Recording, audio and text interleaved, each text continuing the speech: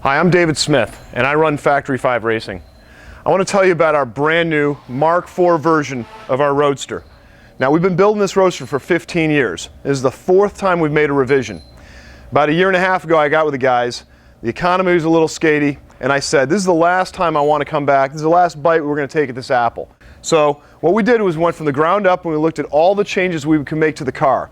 We listened to customers. We took feedback of people who worked here, people who were on the outside, suppliers, and our engineers, and we decided what is the best way to take the world's best-selling Roadster and make it the world's best Roadster. So I'm going to step you through the changes that we've made on the Mk4. But I want to say one thing. This model tells the story of Factory 5 Racing.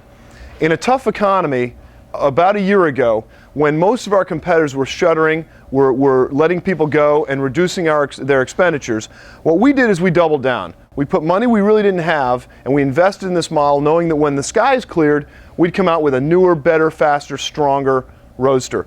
Now, that's been Factory 5's tradition, and I'm really proud of this car. So I humbly introduce you to our very best efforts on our Roadster. We're going to go through each of the features of the product to tell you what we've changed, and the changes that we've made, I think, are pretty significant.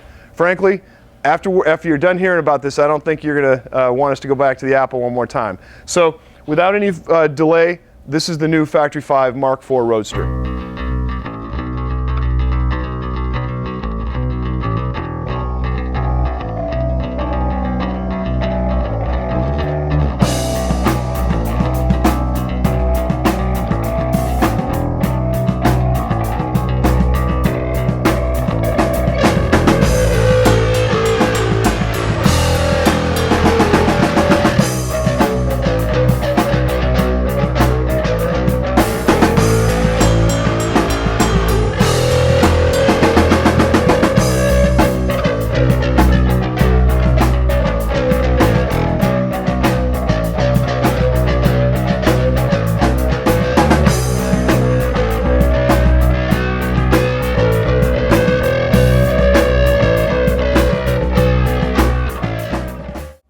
One of the biggest reasons people buy Factory 5s is for our chassis. We've got a great race-proven chassis and a great suspension.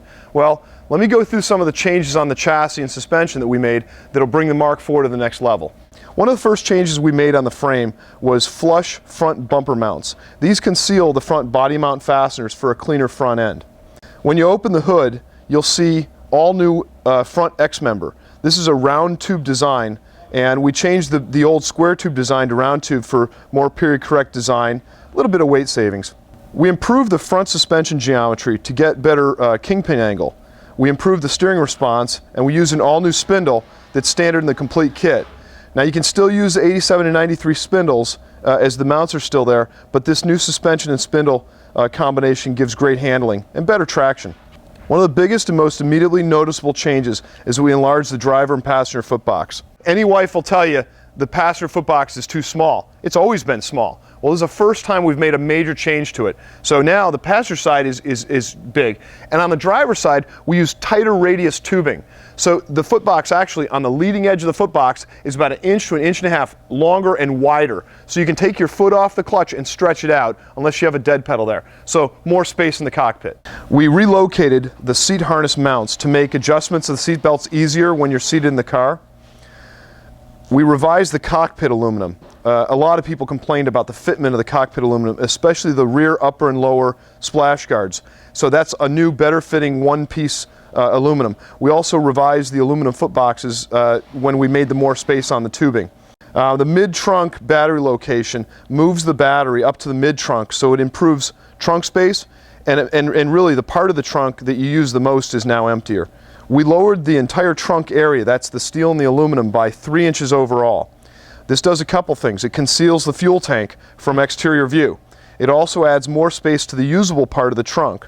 We looked at the aluminum fuel tank access panels. So in the trunk you'll find now access panels for the fuel pump as well as the sending unit for the fuel level. On the suspension side it was pretty cool. A lot of customers are torn about a 4-link versus a 3-link suspension. Now you can buy a 4-link even if you're on a budget, and then down the road you can upgrade to a 3-link because now the 4 and 3-link suspensions are completely interchangeable as bolt-in options. We made small improvements in torsional rigidity on the frame. We shaved a few pounds off and we increased the strength by a modest amount. One of the cool changes that I like on the frame are the hidden trunk hinges. Now these are frame mounted hinges, just like the door and the hood hinges. These are, when you lift the trunk, you're hinging off the frame. Also the vintage roll bar. We made a really neat change where we used the inside of the roll bar sleeve mounts instead of the outside. So it went from a 2-inch diameter OD roll bar to an 1.5-inch OD roll bar without changing any of the geometry. That means you can still use the 2-inch roll bars if you really want to, but I like the new vintage look of the smaller roll bar. One of the most noticeable changes on the Mk4 is the exterior body shape.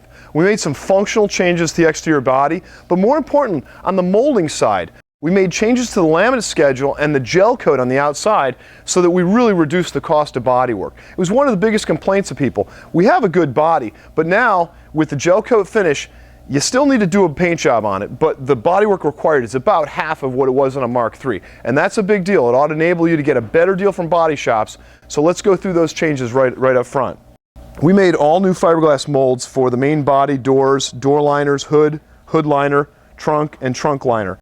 This really improved the look of the car with tighter tolerance molds, and we changed the exterior finish to a standard red gel coat. So all the bodies are now going in red gel coat. Up front, we changed the radiator and the oil cooler openings to improve airflow and add detail. We also concealed the front body mounts on the body, which are supported by the frame changes I told you about. We reflared the front fenders with a sharper, more period correct edge, and we tightened up the wheel well arches. It makes better wheel fitment and better aerodynamics and looks.